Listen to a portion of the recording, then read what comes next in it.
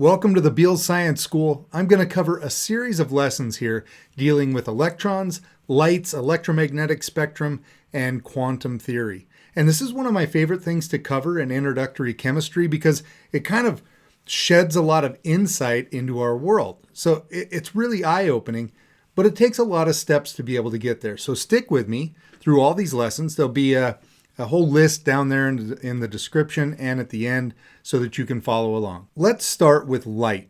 Light is a form of electromagnetic radiation. Now, we should probably figure out what that is exactly, so I've got a definition. It's a form of energy that travels in waves at the speed of light, created by the oscillation of an electric and magnetic fields. Electromagnetism. That's how you get that term.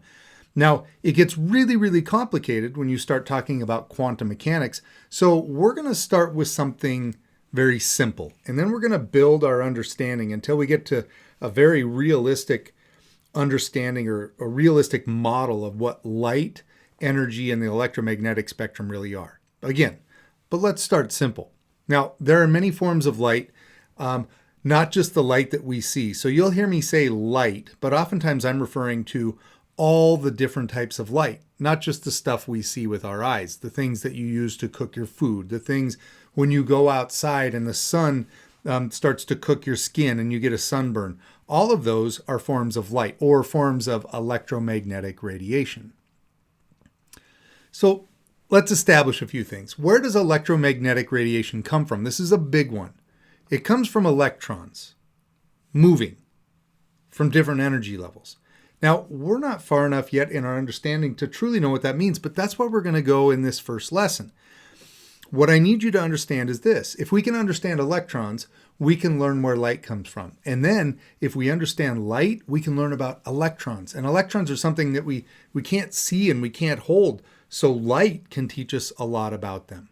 Let's first start with the most basic model we have of the atom. It's called the Bohr model. It was introduced by Niels Bohr back in 1913. Now, if you are far enough in your chemistry understanding, you know that this model is not perfect. But I like to start here because this model is really good for learning the basics. And then we can get more complicated with the quantum mechanical model. So stick with me. The Bohr model says these nice pictures like you can see where you have electrons going around the nucleus, sort of like planets going around the sun. There are different levels or different distances away from the nucleus. And so a lot of that holds true, but we'll find out electrons are far more crazy. They do way more interesting things than this model. But we're going to use this model to learn about electrons to start off. All right. If we take our simple Bohr model here, we've got a nucleus at the center, and then we've got electrons at different sort of distances away. Now, I'm going to take this to something that I think we can all understand, like a ladder. So there's my ladder.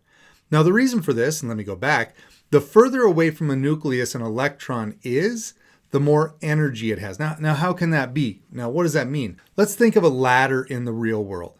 If I'm to climb to the first rung of the ladder and fall off, it's because gravity's pulling me down towards the earth. And it might hurt a little bit, but not a big deal. I climb to the second rung of the ladder, and all of a sudden I fall off because gravity pulls me down. It's going to hurt a little more because I fall with more energy because I'm falling farther. I go all the way up to the top of the ladder. If I fall from there, probably going to shatter an ankle, blow out a knee. It's not good because I'm going to have more energy when I hit the ground. So our analogy works because electrons are similar.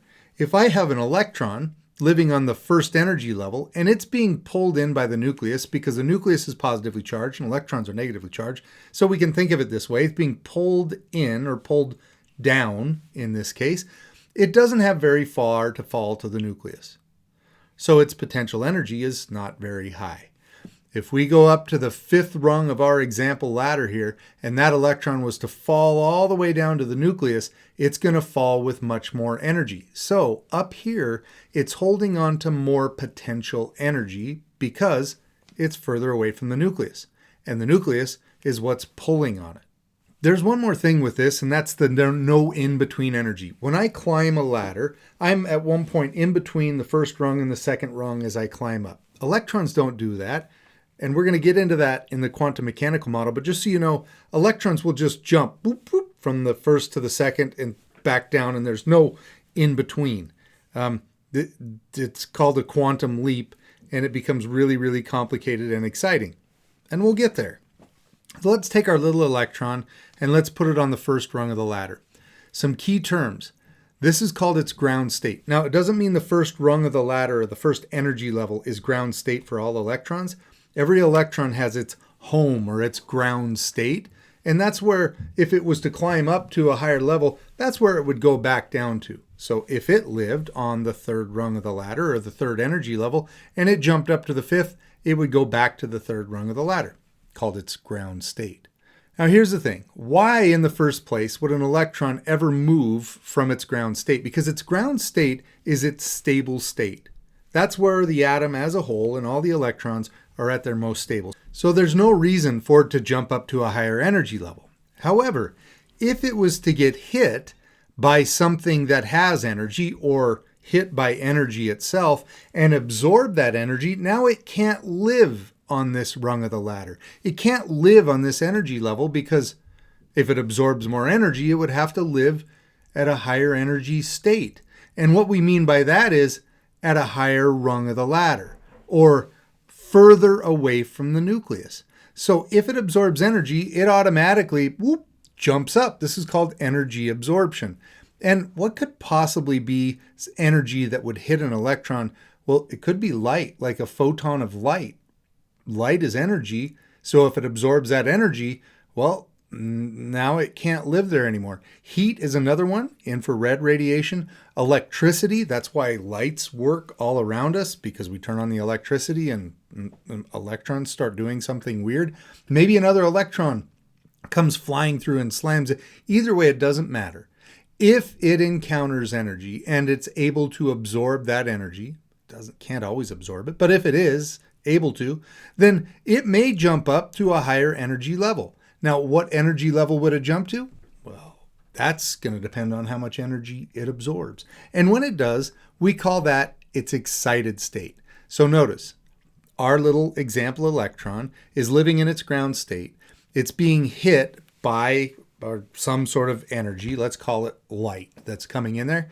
And all of a sudden, it will bounce up to its excited state. Now, here's the thing. It can't hold on to that. It's not that it can't hold on to it, but that's how I'm going to refer to it, is that electron belongs in that space in its ground state where it was. That's what makes the whole atom most stable. But because it has moved from that spot, there's now this pull back down to its ground state. So generally immediately, it will go directly back to its ground state. Now, here's the thing. If it's holding on to more energy at its higher energy level and it moves back down to the ground state, what do you suppose has to happen? Well, it's going to have to lose the energy it gained. When it falls back to its ground state, it loses energy. And what is that energy? That energy is light or electromagnetic radiation. The energy that is lost becomes one of the forms of light that we're going to talk about. So this is where light comes from. Now, here's the thing. I'm not going to overcomplicate it too much just yet. We're going to get into the crazy realm in a few lessons down the road. But let me show you really what we mean by this. If we keep bombarding our atom with energy, that electron's going to fall down, right, to ground state, but then it's going to jump back up if more energy and then fall down and then jump up and fall down and jump up and fall down. And as it does this over and over and over and over and over, way faster than I can click the buttons on my keyboard to make it do that, we're going to release sort of this constant amount of energy that's coming out of there. We're not going to see it sort of turn on and off. So that's where we start to get this idea of a wave or electromagnetic waves. This is a beautiful wave, and we're going to get into understanding that a little more later on. But let's go back to our ladder. Now, here's the thing.